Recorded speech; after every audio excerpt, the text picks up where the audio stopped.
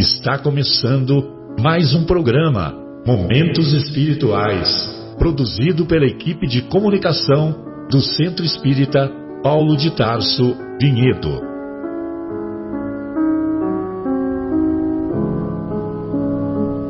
Se guardas contigo o estigma do sofrimento, indagando pela solução dos velhos problemas do ser e da dor, se percebes a nuvem que prenuncia a tormenta e o vórtice traiçoeiro das ondas em que navegas, vem conosco, estudemos a rota de nossa multimilenar romagem no tempo, para sentirmos o calor da flama de nosso próprio espírito, a palpitar, imorredouro na eternidade, e acendendo o lume da esperança, perseveremos juntos em exaltação de alegria que Deus, o Pai de infinita bondade, nos traçou a divina destinação para além das estrelas.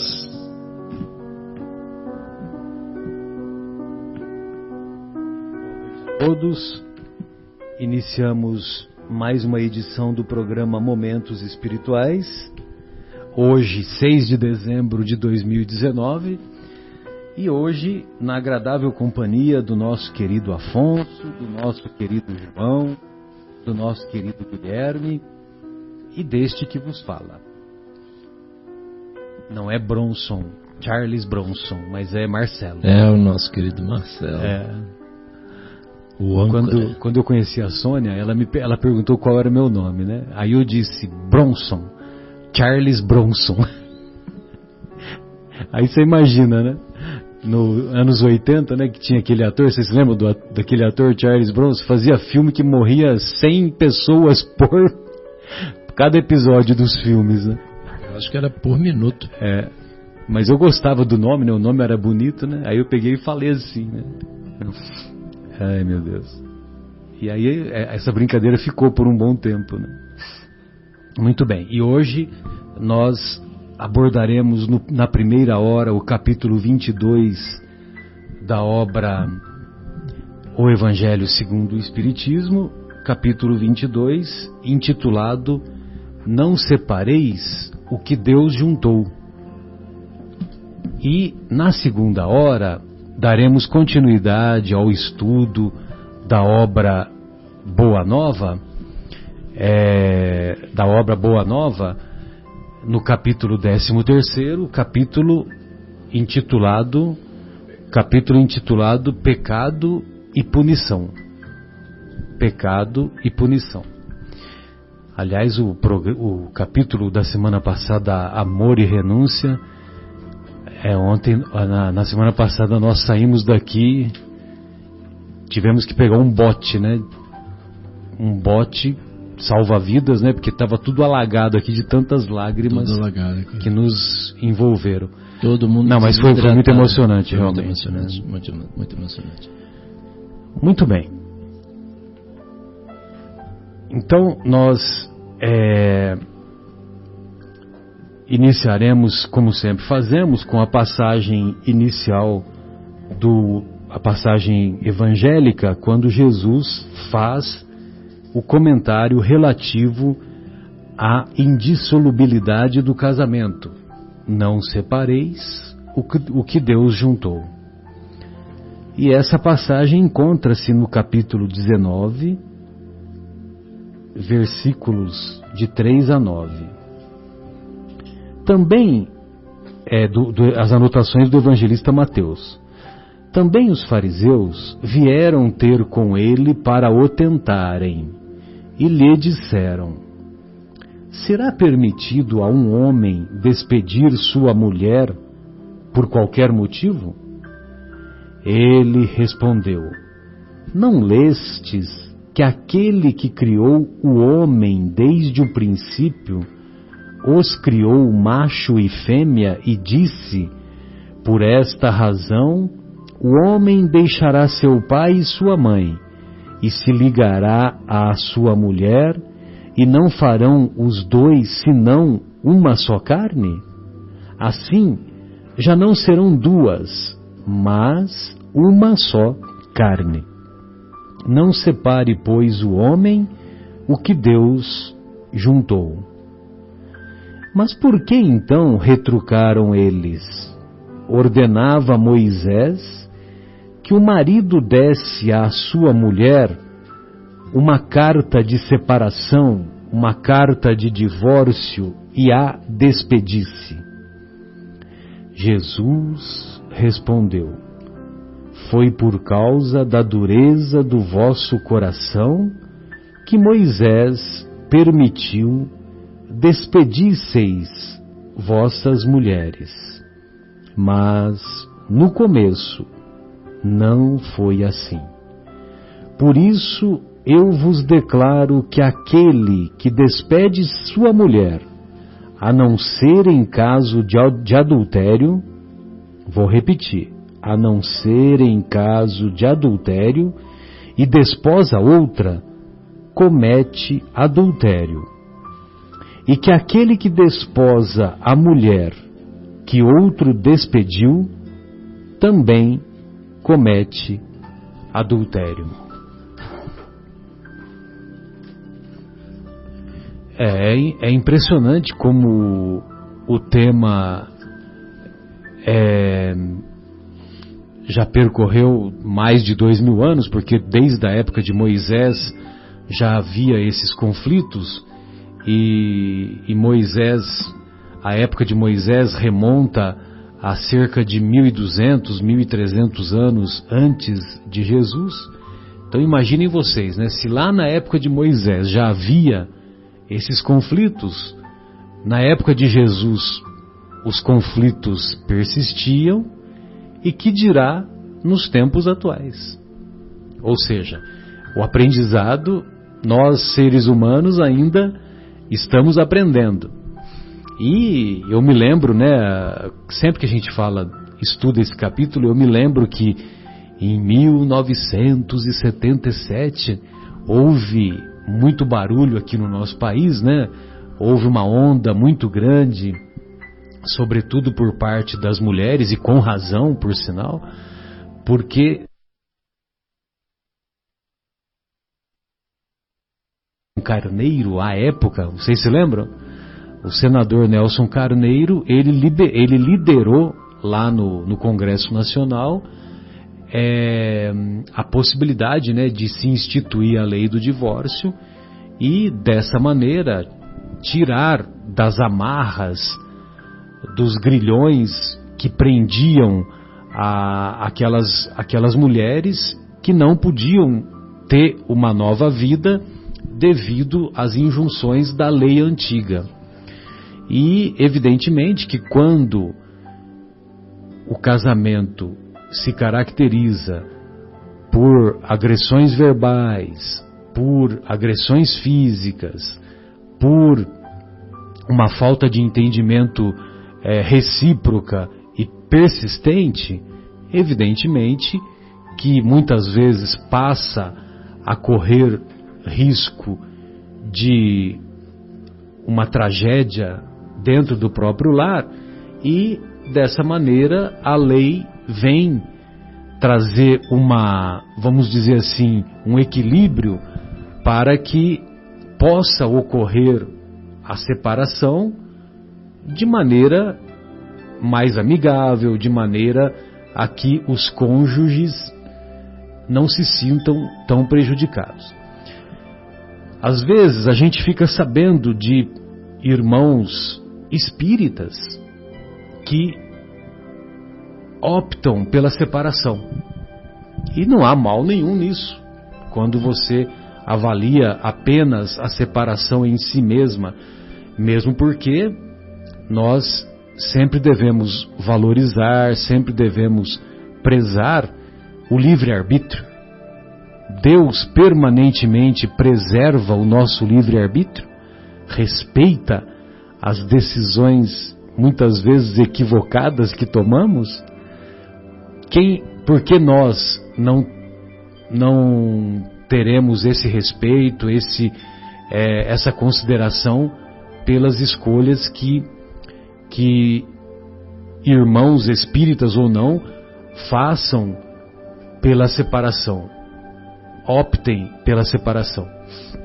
Então, eu só gostaria de lembrar que da mesma maneira que existe o casamento cristão, e é bonito, muitas vezes a cerimônia é emocionante, muitas vezes a noiva canta entrando na nave nupcial, na nave da igreja, e são muitas vezes cerimônias belíssimas, comoventes.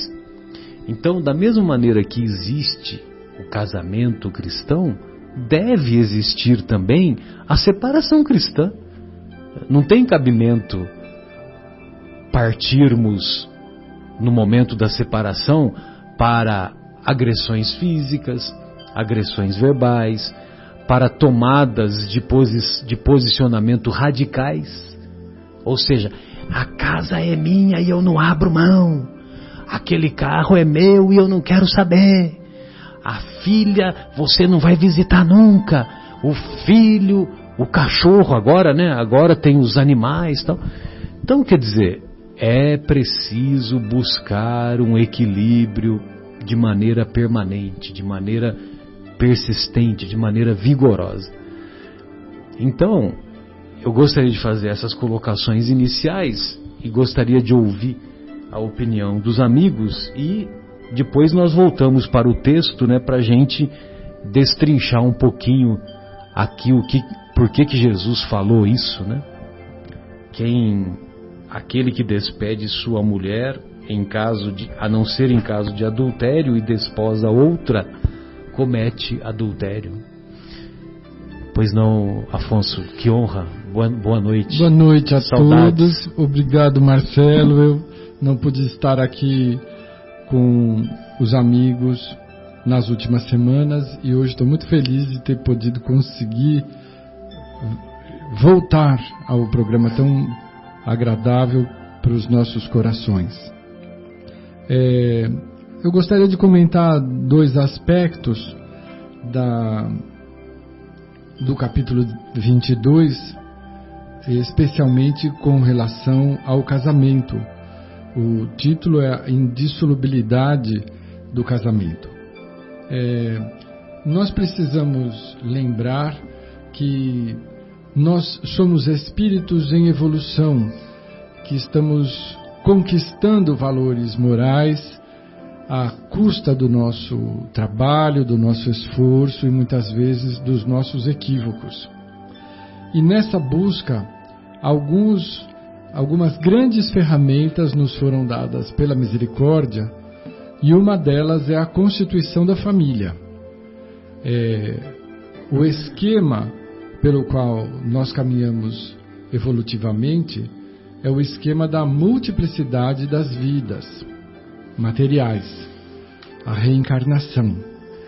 E retornamos ao planeta, ao convívio dos corações com os quais tivemos acertos e erros, para corrigir equívocos, desvios e para suprir as deficiências da nossa ação junto a esses corações. Por isso que nós retornamos muitas vezes, basicamente, junto àqueles com os quais nós estamos habituados a conviver. É comum trocarmos de papel muitas vezes, na condição de pais, filhos, cônjuges, irmãos, para que possamos, nessa troca, corrigir os equívocos, aparar as arestas e nos aproximarmos uns dos outros. Portanto, a constituição da família, que o mestre cita no livro da Gênese de Moisés, no seu capítulo 2, item 24, que ele fala a respeito da importância do homem e da mulher deixarem os vínculos das suas famílias e constituírem uma só carne, ou seja, se somarem, se unirem numa nova proposta de crescimento e evolução. Quando nós, hoje, nos dias de hoje, é muito comum as pessoas movidas por uma certa dificuldade de relacionamento, adotarem a vida sozinhos, desacompanhados. E isso nós temos observado em prejuízo do nosso crescimento.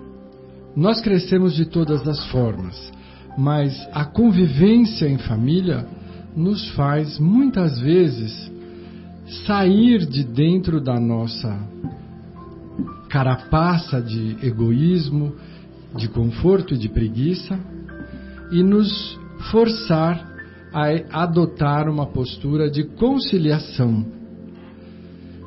Isto é um esforço, porque é muito mais simples, fácil, rápido, direto, nós decidirmos sozinhos o que gostamos, o que deixamos de gostar, o que queremos fazer e o que não desejamos realizar.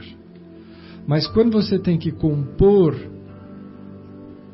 você tem que convencer ou ceder, isto exige de nós renúncia. E a renúncia é o subproduto mais precioso do amor. Então, a convivência, ela nos enriquece. A convivência conjugal, em clima de família, nos enriquece ainda mais. Porque além nos fortalece também. Nos fortalece e nos permite conquistar valores que sozinhos dificilmente conseguiremos alcançar. A postura das pessoas que convivem em família é muito diferente da postura social das pessoas que vivem sozinhas, porque as sozinhas não têm o hábito de compor.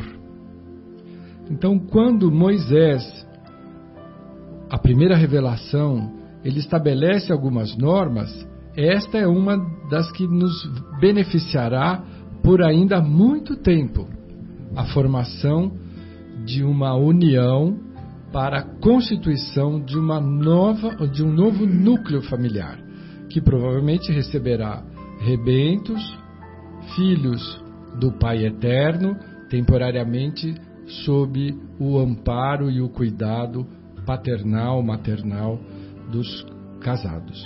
Então, quando o Cristo sugere que não separemos o que o Pai uniu, ele nos convida a entender que esta união é uma grande e poderosa ferramenta de evolução em nosso benefício e que precisamos valorizá-la e tratá-la da melhor forma possível para dela obtermos os melhores resultados.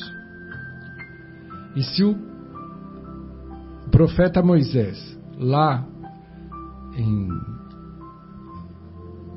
séculos antes do Cristo, 12, 13 séculos antes, né? Mais de um milênio antes do Cristo, entendeu que era importante, nos casos em que a pressão do relacionamento excedesse o convívio pacífico, que se adotasse a carta de separação. Nós não poderíamos, no século XX, como tivemos com o comentário do Marcelo, a insensatez de não permitir, sob o falso pretexto de que o casamento deve ser imorredouro.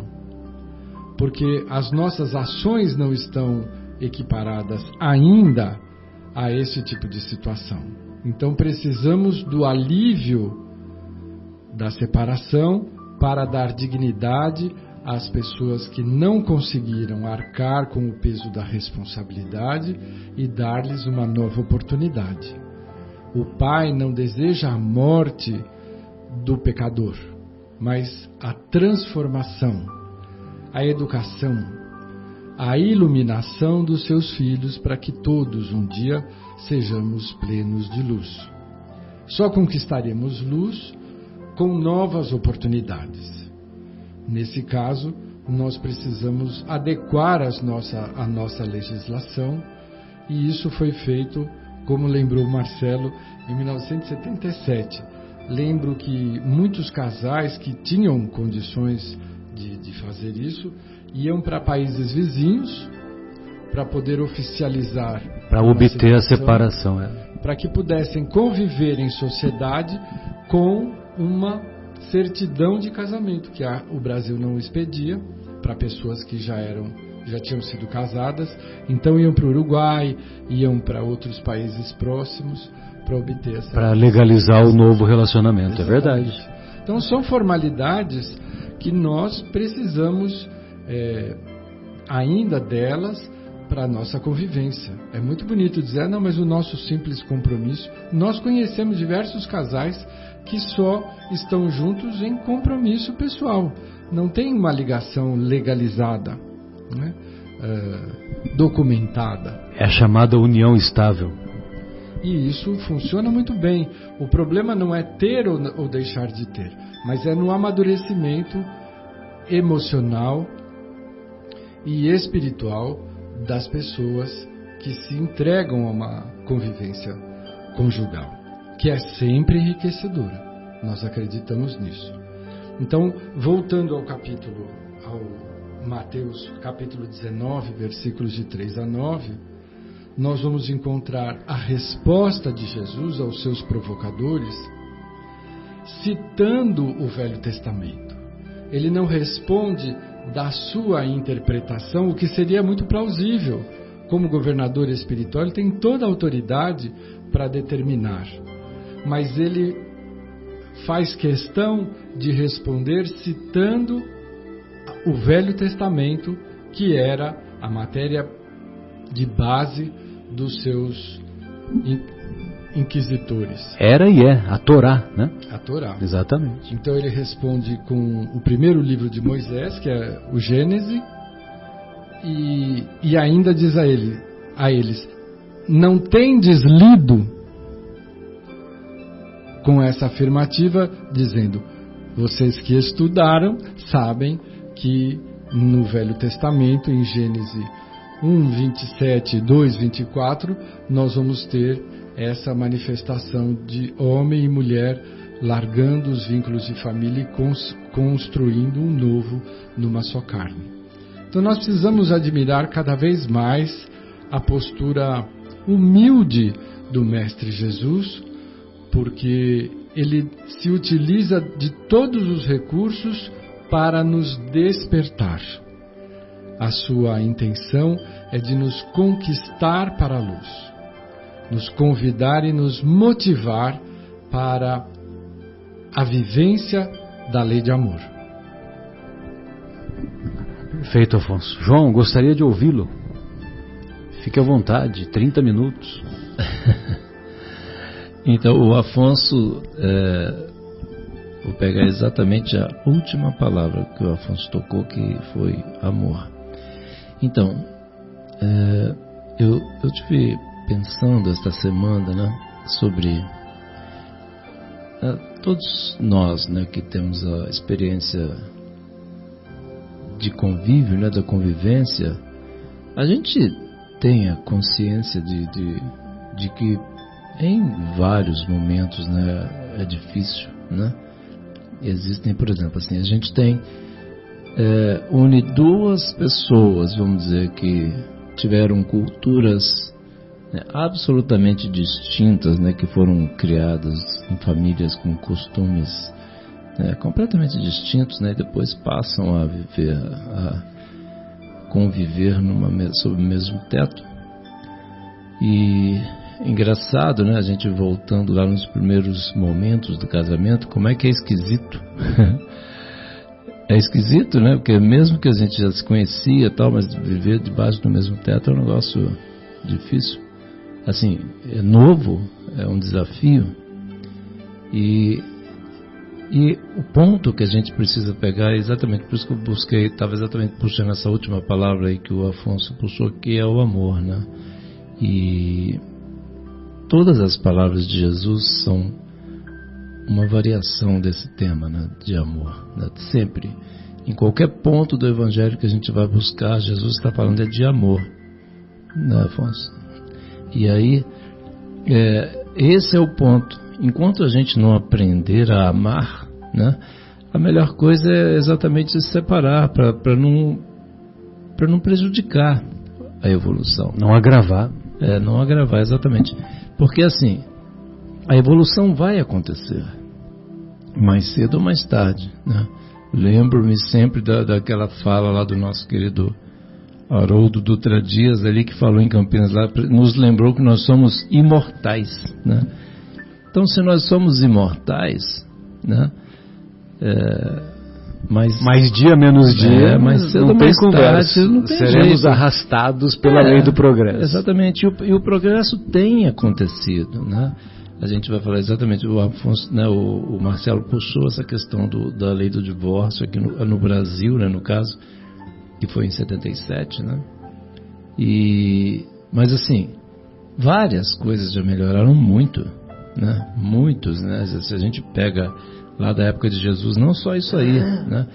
Mas várias coisas. Até o Marcelo falou que a gente está aprendendo até hoje. Claro que a gente está aprendendo até hoje, lógico, né? E muitas das coisas que Jesus falou, a gente ainda está tentando entender. Mas assim, a sociedade já evoluiu, né, em vários pontos, né? Muito, né, Afonso? Muitas coisas, né? Não só, vamos dizer, a nível de tecnologia, mas a nível moral, uma série de coisas. Tem muita coisa para resolver? Tem um monte ainda. A gente tem plena noção. E o planeta Terra ainda continua sendo um mundo de expiações e provas, né? Mas assim, segundo os próprios espíritos, já está num processo, aí começando um processo de evolução, de mudança de estágio. E é aquela questão, ou a gente aceita e topa, né, modificar os nossos princípios, dobrar, vamos dizer, o nosso orgulho, o nosso egoísmo, para a gente aceitar, né, conviver, aceitar as diferenças. E aí, por que eu puxei esse negócio aí? Porque assim, as pessoas, não sempre, né, não sempre, existem casos e casos, mas muitas pessoas são muito diferentes, né? São culturas muito distintas das famílias, como foi criado, todo o caráter, né, foi moldado em cima de princípios, tal, e quando são colocadas juntas, assim, debaixo do mesmo teto, né, é como se fosse uma panela de pressão, né, sem válvula de alívio. Ou seja, então, aí a gente precisa trabalhar, e muitas vezes a gente custa entender, né? Sendo bastante bem honesto, eu mesmo fui um que custei a entender, apanhei muito até, né? Mas a gente vai, depois de algumas décadas, mas assim, aí a gente vai entendendo, assim, por exemplo, aí a gente lendo, o Espiritismo nos ajuda bastante, né? Os livros de André Luiz, né? Aqueles livros de André Luiz que a gente começa lendo achando que nas primeiras leituras fala, nossa, isso aqui é para minha mulher, isso aqui é para minha sogra, isso aqui, né? Depois a gente começa a entender, não, isso aqui é para mim. A hora que a gente começa a entender que isso aqui é para mim, é porque está começando a ficar legal. E aí a gente vai lendo, vai entendendo, vai refletindo, e a gente precisa fazer isso de uma forma honesta e sincera mesmo, assim, porque se a gente não fizer essa avaliação, né, Marcelo, se a gente não fizer isso, nós vamos estar ficando para trás e perdendo a oportunidade.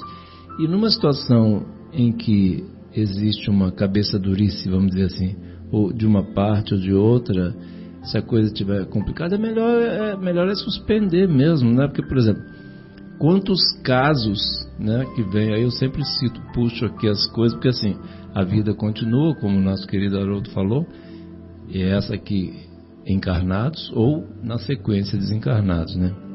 E quantos casos são trazidos às reuniões mediúnicas de quinta-feira aqui na capela, por exemplo, onde eu participo, em que aconteceram tragédias, como o Marcelo falou, pela falta de respeito, de paciência, né? De amor, né? De compreensão, de perdão. De perdão, exatamente. E aí, o que acontece? Isso se estende, né? E continua. A vida, né?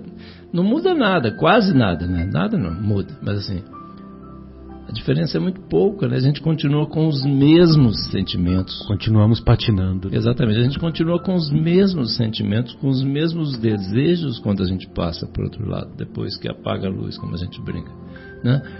Então assim, e continuamos fixados naquele ódio. Se a gente tiver, ao invés de amor, cultivado ódio, a gente continua fixado lá naquele ódio, e sofrendo, até que a gente consiga, por uma misericórdia divina, um auxílio, ou, por exemplo, a gente peça perdão, se arrependa, por exemplo, e aí a gente entra no processo de cura daquele ódio. Então, assim, se a gente estiver caminhando, né, numa rota de colisão, em que ao invés do amor a gente esteja cultivando o ódio, o desentendimento, é melhor que interrompa o processo mesmo, né? Vamos dizer, se a gente estiver caminhando no sentido de afastar ao invés de aproximar, é melhor que interrompa e depois faça um novo plano, um novo momento, e aí vamos ter que de novo voltar, né? A gente precisa ter essa consciência. Ou a gente faz agora, ou faz depois. Tem aquele negócio assim, se alguém tiver alguma coisa, fale agora ou cale-se para sempre. Não, fale agora ou fale depois, né? O cálice para sempre é um exagero. Esse né? cálice para sempre é um exagero. Então, assim, ou fale agora ou fale depois. Então, assim, se a gente não tiver caminhando nesse sentido, a gente precisa realmente, a melhor solução seria realmente interromper, né? Então, assim, por isso, acho que o foco, né, que a gente precisa não esquecer, né, no relacionamento, é para isso que a gente, para que a gente nasce? A gente nasce para aprender a amar, para aprender a se relacionar, é só para isso. Só o tempo todo. Senão não precisaria nem nascer. Se fosse para ficar sozinho, sem precisar, né? Não precisaria renascer para vir para cá. Sem dúvida. Guilherme, gostaria de ouvi-lo. Então, queria fazer 2 comentários, né?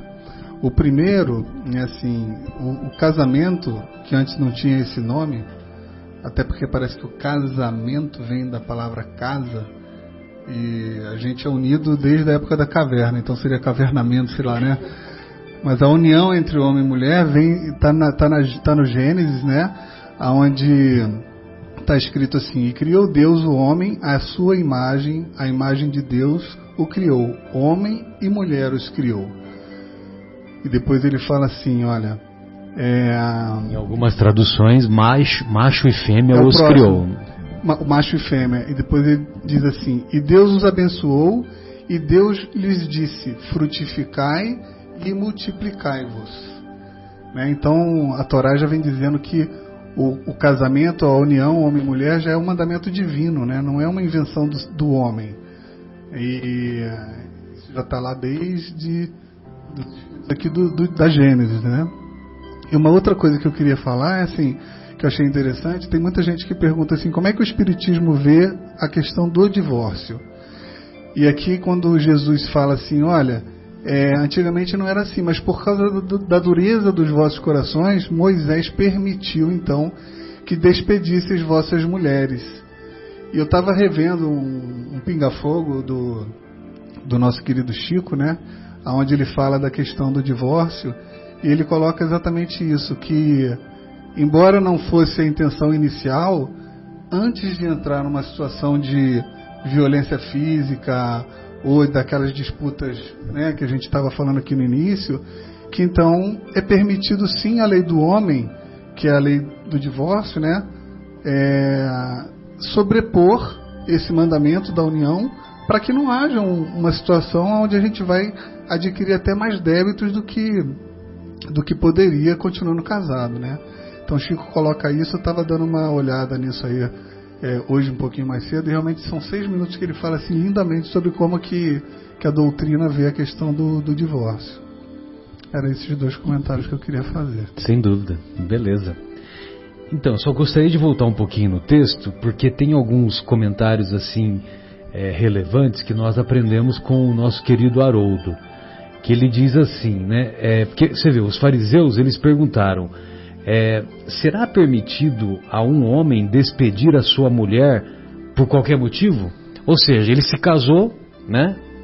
Imagine vocês, né? Lá na época de Jesus, o cara se casou com a mulher e aí ele ficou lá algumas semanas com a mulher. Mas aí ele viu que a mulher não cozinha bem, não lava bem, não passa bem, não faz as coisas direito. Então é por isso que ele quer dizer, por qualquer motivo. É permitido a separação por qualquer motivo?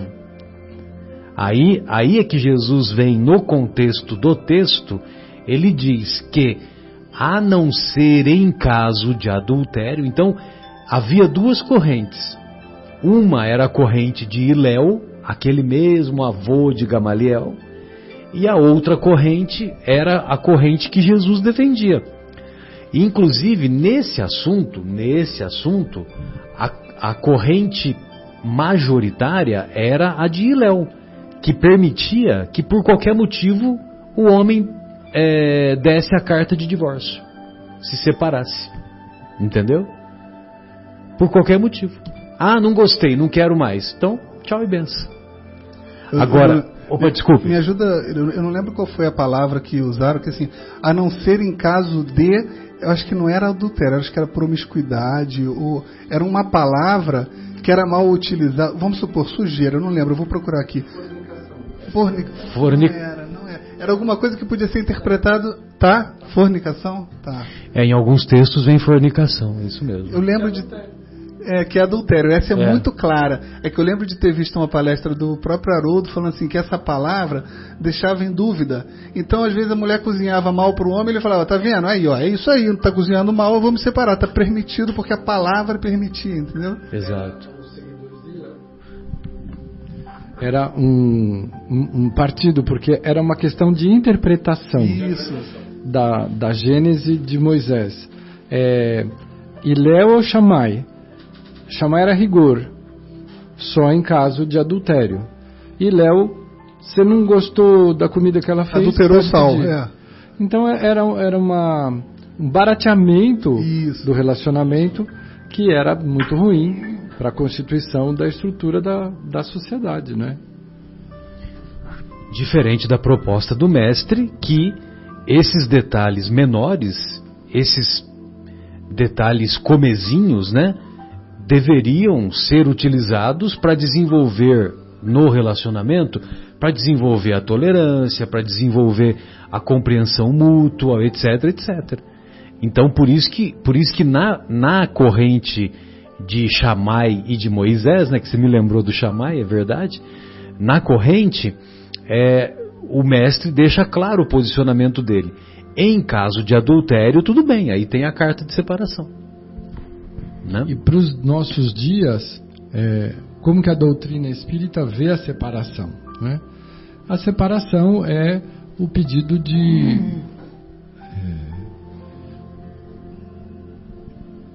adiamento, né, dos compromissos. Adiamento dos compromissos. Então ele não deixa, ele não perde a oportunidade, ele perde aquele momento e ele vai retomar a sua necessária entrosamento com o outro numa outra oportunidade. Claro que nós vamos entender que essa outra oportunidade... E às vezes na mesma encarnação, viu? Às vezes na mesma encarnação, casais que se uniram lá no início, ficaram... Eu tenho experiência própria, né? Os meus pais foram assim. Eles se casaram, aí ficaram 13 anos separados. A minha mãe não se casou nesse período. O meu pai teve 3 outros relacionamentos fixos. E aí depois, ele foi para outras bandas, né? Foi para Rondônia, foi para São Paulo capital, tal. Aí depois ele volta e eles se reconciliam, entendeu? E foi uma experiência para mim muito gratificante.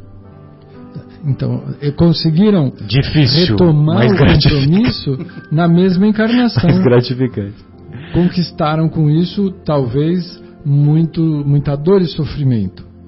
Mas é Emmanuel quem nos lembra no livro Sexo e Destino, Sexo e Destino não, é de André Luiz. Vida e Sexo. Vida e Sexo, obrigado, Marcelo. Que muitas vezes o início do compromisso afetivo é tudo muito romântico. Você tem uma forte e séria atração pelo outro, porque é a necessidade de retomar a convivência matrimonial. E quando realmente se inicia a vida a dois, é comum o cônjuge iniciar um período em que ele apresenta os problemas que foram causados em outra existência corpórea e que foram deixados sem solução. Então, esposas que casam com namorados muito românticos e ele começa a apresentar o alcoolismo ou o vício, seja ele qual for, uma dependência muito forte, ou o marido que descobre na linda namorada com quem ele se casou alguém fria, distante, arrogante, ou ao contrário, dispersiva, desorganizada, ou mesmo envolvida com algum transtorno, que se inicia depois dos compromissos envolvidos no matrimônio, para que se corrijam ações ou atitudes que foram tomadas ou não, como negligência, em outras encarnações. O fato é que ninguém se esconde da necessidade da colheita. Nós sabemos que o Pai nos permite lançar a semente que quisermos, mas todas as atitudes que nós tomamos, nós teremos a devolutiva na consequência, rápida ou tardiamente. Isto é inexorável, isto é lei. Responsabilidade. É a responsabilidade que nos faz crescer. Sim. Nós não retomássemos as consequências, seríamos como muitos hoje, filhos de seres que todos nós conhecemos, que não recebem a oportunidade de enfrentar as consequências da responsabilidade. São criados no mundo ilusório, cheios de oportunidades e nenhum dever. Isso não nos faz crescer. O que nos faz crescer é o que o Pai nos convida, a colhermos os frutos amargos ou não das nossas atitudes. Então é preciso, quando se lança a uma experiência conjugal, estar preparado para aquilo que for acontecendo, porque as coisas não acontecem à revelia da nossa vontade. Elas acontecem porque nós precisamos ajustar os equívocos que cometemos ontem. E a única forma é no tempo presente, junto às pessoas que nós deixamos ou falando sozinhas ou em desequilíbrio por atitudes covardes ou mesquinhas que tomamos. Então hoje o nosso convite é do crescimento, é de atitudes de coragem moral, desenvolvimento de aptidões morais, é isso aí. E mais do que nunca precisamos ter um excelente relacionamento com o Pai, com a misericórdia, com a nossa espiritualidade, com a nossa vida interior, porque em muitos momentos nós viveremos situações duras, amargas, solitárias, dentro da relação, que exigem de nós muito esforço, dedicação e disciplina, tolerância e renúncia, paciência e paciência, mas que através do nosso esforço, do nosso empenho, sustentados pela espiritualidade superior, conseguiremos desatar com amor, com paciência, os nós que nós mesmos cometemos num passado equivocado. É difícil, mas vale muito a pena. Sem dúvida. Assim como os filhos, né? Quantos de nós recebemos como filhos, diretos ou indiretos, porque hoje as relações são muito fugazes, fugidias, rápidas, exatamente. Nós recebemos filhos do coração, filhos naturais, filhos do cônjuge, e esses seres, nenhum deles se aproxima de nós por acaso. Todos eles nos cobram e nos pedem equilíbrio, disciplina, rumo, orientação e acolhimento. Mas como acolher se nós não nos sentirmos acolhidos? Então precisamos, antes de mais nada, cuidar da nossa oração, da nossa vigilância, do nosso conhecimento superior, para que nós possamos nos sentir sempre amparados pela misericórdia, sempre sustentados por essa redentora doutrina dos Espíritos, que nos faz reviver os ensinamentos de Jesus de uma maneira impecável. Tem uma mensagem aqui que ela resume tudo isso, sabe? Mas, Marcelo, por favor, eu ia passar a palavra. Eu só ia passar rapidinho, queria falar uma coisa rapidinho. A visão do poeta aqui sobre essa questão, a música Segredos do Frejá. Pois não. De uma passagem que o Afonso falou que aí. Bacana. Um pedaço da letra fala assim: procuro um amor que seja bom para mim. Vou procurar, eu vou até o fim.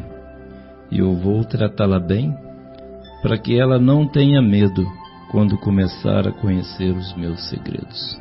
Sensacional! E olha só como que termina essa mensagem do André Luiz, que nós podemos desfechar essa primeira parte. A mensagem é longa, mas vai ser muito legal, e eu até vou pedir para você, depois que eu terminar, para você ler novamente esse trechinho que você escolheu. A mensagem intitulada na obra Vivendo o Evangelho, Casamento Difícil. Imaginaste o casamento apenas um recanto de venturas e cultivaste nos canteiros da alegria juvenil o jardim de emoções fascinantes. Namoraste com encantamento, noivaste com ternura, acariciaste a felicidade de cada dia, planejaste a família ideal, impregnaste de carinho cada olhar, cada gesto, cada palavra. E no embalo das promessas mais legítimas alcançaste as núpcias e transformaste as horas compartilhadas em canções sublimes de amor e júbilo. Então, na época do namoro, na época ou mesmo nos primeiros anos do casamento, né, tem todo esse encantamento, né, que o André descreve.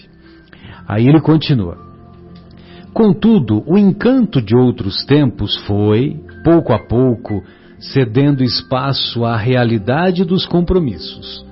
Chegaram os filhos, aumentaram as preocupações, cresceram as dificuldades e, na turbulência dos temperamentos diferentes, acentuados pela intimidade constante, revelaram-se os problemas da convivência. Não só gentilezas, mas também grosserias. Não só expressões amorosas, mas igualmente impropérios, ofensas. As carícias tornaram-se com frequência agressões. A conversa suave do fim do dia converteu-se na discussão interminável. E o doce convívio de outras épocas deteriorou-se no azedume e na indiferença. Azedume e indiferença. Entretanto, embora as tribulações angustiantes, ainda amas o companheiro que elegeste para toda a vida e percebes que ele, apesar do comportamento estranho, também te dedica afeição e não cogita afastar-se de tua presença amiga e afável. Então, embora o azedume, embora a indiferença, embora o relacionamento difícil, um não quer largar o outro. Por isso que a gente não pode, por qualquer motivo, se separar, que a gente tem que buscar, tem que pelo menos se esforçar em buscar o entendimento. Aí o André continua: perante um casamento assim tão difícil, tem paciência e lembra-te da doutrina espírita que ensina a reencarnação. Agressores dos sentimentos nobres, os espíritos devedores entre si retornam ao corpo físico. Os espíritos retornam ao corpo físico. No compromisso matrimonial para os reajustes necessários ao equilíbrio do coração. As dificuldades variam de natureza e grau, mas estão sempre presentes, refletindo nas relações de hoje os enganos de ontem. Ou seja, nós não nos unimos aos nossos cônjuges à toa, aleatoriamente. Diante delas, pois, não te revoltes, nem te entregues ao desespero. Claro que tens a liberdade de desistir e buscar outros rumos. Olha só, né? O livre-arbítrio. Entretanto, se tua consciência pede para ficar, roga a Jesus te dê força e coragem para prosseguires no resgate dessas dívidas, recordando que o Divino Mestre, ao referir-se à persistência na fé e no bem, afirmou: aquele que perseverar até o fim, este será salvo. Vale a pena nos esforçarmos e vivenciar essa experiência de aprendizado. Vale a pena superar as questões menores, superar os comezinhos, pontos de vista diferentes. E inclusive, né, Marcelo, é engraçado que assim, a gente vive meio que à base de comparações, meio que à base de referências, né? E aí a gente sempre fica pensando, nossa, olha como os nossos vizinhos, olha que marido exemplar, né? Olha que esposa exemplar, aquela do vizinho, olha que grama verde lá no vizinho, né? A nossa grama é sempre mais queimada do sol, né? Mas assim, isso é uma ilusão terrível, né? E isso acaba quando a gente não persevera, como você acabou de ler, que o André Luiz nos relembrando uma passagem de Jesus, né? Quando a gente não persevera, buscando, lutando, porque nós ainda somos muito imperfeitos, muito frágeis, né? A gente ainda é muito ruim ainda, nós somos muito meia boca. Vale a pena, né? Do limão extrair a limonada, né? Pois fazer a limonada, né? O Afonso está rindo aqui, eu falei que a gente é muito meia boca, e é mesmo assim, porque a gente fica sempre assim, acaba valorizando o outro, e não sabe, não dá valor para os nossos próprios valores, para os valores das pessoas com quem nós convivemos, né? E aí acha que fica sempre naquela questão da referência, fica buscando uma referência falsa, né? Que é uma coisa que não é real, porque a hora que você entra lá, vai lá entre quatro paredes para ver como é que a coisa pega do outro lado também, todo lado. Lógico. Né? Não existe esse negócio. Nós vivemos num planeta. E também nós não podemos nos julgar os perfeitões, né? Claro. Porque vem morar comigo pra você ver como que eu sou bonzinho, não, né? Exatamente. Vem morar comigo. Exato. Então assim, sabe? Então a gente precisa ter essa grandeza de espírito, assim. A gente precisa entender que ainda esse mundo ainda imperfeito, ele é habitado por seres imperfeitos, que somos nós, né? Quando a gente fica querendo achar, não, nós somos perfeitos, igual o Marcelo falou, eu sou o bonitão, né? Como é que é? Perfeitão. Perfeitão. Não é nada disso. Da mesma forma que o vizinho também não é perfeitão, as vizinhas, os parentes, os cunhados, enfim. E assim devagarzinho a gente chega lá. Sem dúvida. Pois não. Eu acho que nesse sentido nós temos uma grande vantagem na visão da doutrina dos espíritos, que nos relembra que somos seres imortais. Estamos aqui numa das muitas passagens que ainda continuarão acontecendo. Nós estamos em meio ao processo de evolução. O que nós temos observado nos dias de hoje, na nossa sociedade, os nossos companheiros, nossos conhecidos, nossos amigos e parentes, é que há uma urgência artificial. As pessoas acham que elas precisam ser felizes instantaneamente. E se eu não aproveitar esta oportunidade, eu não tenho outra. E isso barateia muito as situações e nos leva a equívocos grosseiros. Nós, retomando essa consciência de que estamos numa das muitas vivências que ainda teremos em busca de perfeição, precisamos nos lembrar que nós temos uma conta corrente diante da nossa consciência. A nossa consciência ainda está no vermelho. Nós ainda temos débitos pesados a saldar conosco mesmo, junto às criaturas com as quais a misericórdia nos permite conviver reencarnados. Enquanto estivermos neste período de acerto, nós ainda estamos trabalhando com muito esforço para sairmos da condição de devedores, na qual nós nos encontramos, para que só num futuro que somente Deus e a nossa consciência conhecem, nós vamos iniciar o período de uma vivência livre de débitos. Mais caracterizada, né, por um equilíbrio mais permanente, né, Afonso? Não teremos, mais harmônico, isso.